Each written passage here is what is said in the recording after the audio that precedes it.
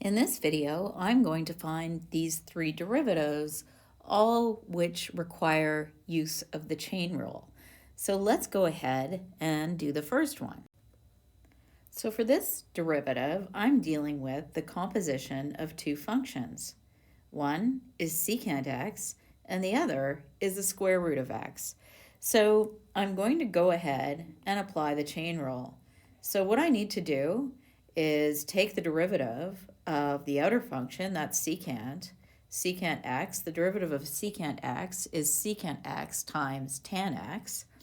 So I need secant of root x times tangent of root x because I need to leave that inside function alone. And then I need to multiply by the derivative of the inside function, which is root x.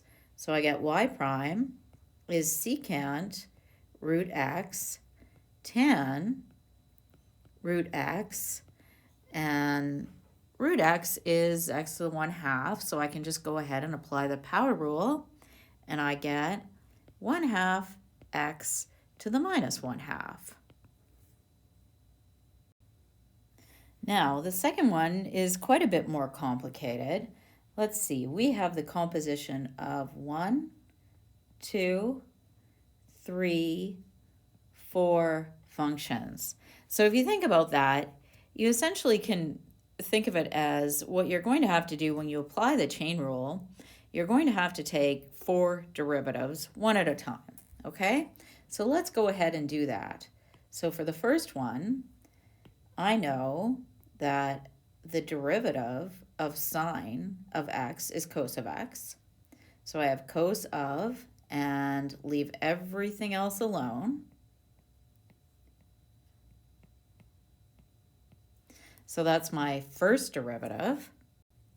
Next, I need to deal with this part. So I need to take the derivative of this part. And we know that the derivative of secant x is secant x tan x. So I should have secant and leave the tan 3x alone. And then tan and leave the tan 3x alone. So that is the second derivative that I needed to take. And now for the third one, for that one, we're dealing with tangent x, and the derivative of tan x is secant squared x. So we'll get secant squared of 3x. So that is the third derivative. Okay, and finally, the last thing I need to do is take the derivative of 3x, and the derivative of 3x is 3. And that's the fourth and final derivative. Next, I'm going to take the derivative of this function. So first off, let's rewrite this as 2 to the x plus x e to the minus 3x to the power of 1/2. So I do know that I'm going to have to apply the chain rule. I've got this outer function, which is the square root function, and then this inner function. And when I take the derivative of this piece, I'm going to end up having to use both the product rule, because I've got a product here, and the chain rule on that function. So I've got a lot going on here. So let's go ahead and take the derivative. So I've got y prime. So first I deal with the root.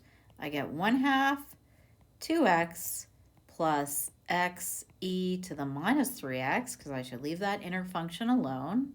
And that would be to the minus 1/2. And now I need the derivative of the inner function. So we'll start here. The derivative of 2 to the x is 2 to the x ln 2. And on this other piece, as I mentioned, I've got to use the product rule. So the derivative of that, well, the derivative of f is the derivative of x, which is 1, and then leave g alone, and then x times the derivative of e to the minus 3x, and there I have to use the chain rule. So that's e to the minus 3x times minus 3. And just be really careful, make sure you get your brackets right.